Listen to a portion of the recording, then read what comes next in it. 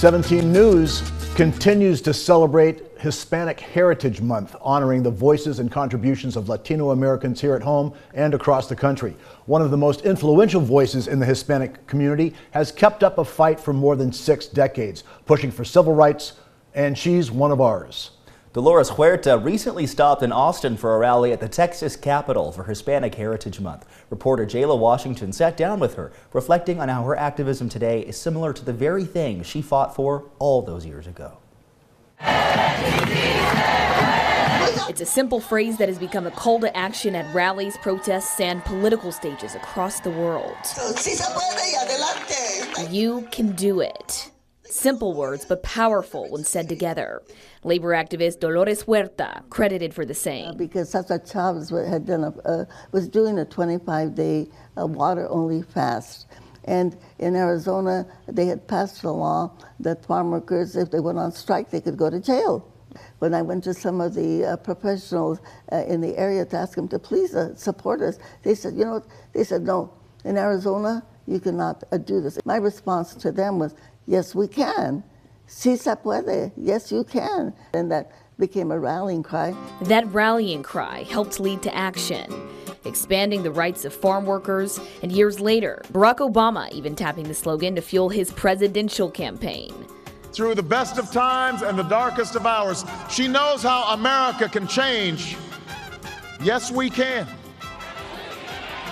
And when I met the president, he said, I stole your slogan. And today, this spunky 95-year-old you see sitting here on a TV set with me for this interview arguably has just as much fire now as she did 70 years ago when she started her work as an activist. And we want this march to reach their hearts and their consciousness.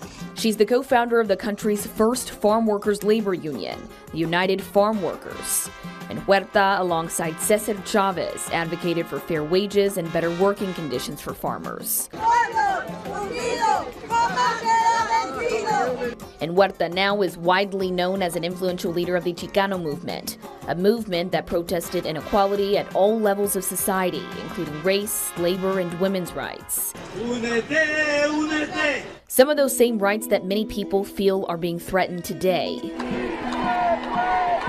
In August, Huerta joined activists at this rally at the Texas Capitol, speaking out about Texas redistricting, which she argued would be unfair to voters of color and minority communities.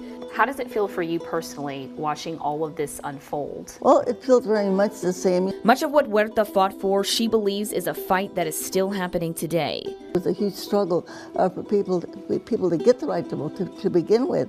I was in a house meeting with a great organizer, Fred Ross Sr., and then he showed us, newspaper clippings of how people brought in clinics and they brought sidewalks, and actually sent policemen to prison for beating up young Mexican youth. And I thought, I want to belong to that organization. Anyone that can have that kind of power to stop the discrimination, then that was my aha moment. That aha moment leading to a lifetime of activism. And no matter where anyone stands on the politics spectrum, Huerta hopes what people take away from her and her story is this. We do not have the luxury of getting tired. Every single one of us has to become a patriot. In Austin, I'm Jayla Washington.